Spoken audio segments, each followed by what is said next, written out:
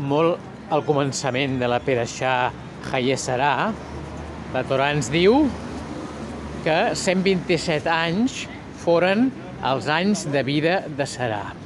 Però també l'expressió hebrea Shne Sarà es pot entendre com les dues vides de Sara. Com podem entendre aquesta frase de les dues vides de Sara?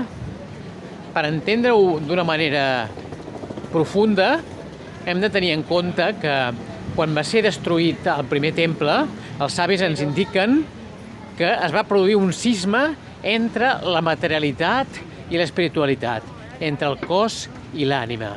I això vol dir que va aparèixer una disfuncionalitat profundíssima en la psique de l'ésser humà. Doncs bé, anteriorment, amb els nostres patriarques, aquesta disjuntiva, aquest cisma entre el cos i l'ànima, evidentment, no existia.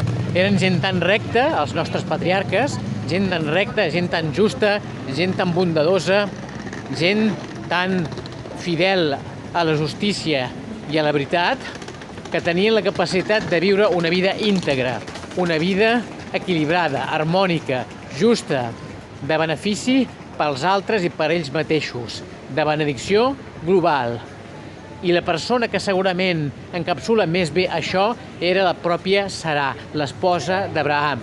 Abraham era un home de bondat, Abraham era un home eminentment just i recte, però la Torà ens diu, quan hi ha un moment de dubte per part d'Abraham, ens diu, en relació a Abraham, que escolti la seva esposa, Shema Bekolà.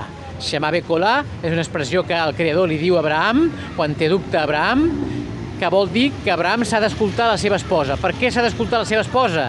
Doncs perquè també els savis ens indiquen que el nivell de profecia que va arribar a abastar la Sarà era superior a la profecia que va arribar a aconseguir el nostre patriarca Abraham.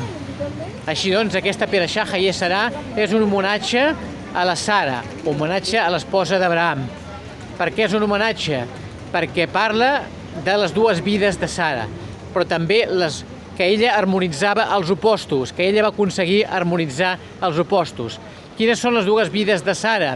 Les dues vides de Sara són la seva vida en el món material i físic, la seva vida material, la vida, diguéssim, que nosaltres coneixem ara, la vida en el món present, i la segona vida de Sarà és la vida en el món futur.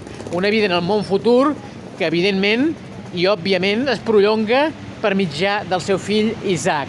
I per això la Perashà Hayé Sarà ens parla sobretot del Shidduch. Del Shidduch vol dir l'aparellament d'Isaac amb la seva futura esposa Rivkà. Un homenatge ple a la vida de Sarà, a la vida en el present, però també a la vida futura, prolongada per Isaac, que a la postre simbolitza i encapsula i plasma a la realitat la prolongació del poble d'Israel, el millor homenatge i la millor herència de la nostra matriarca Sarà. Shalom.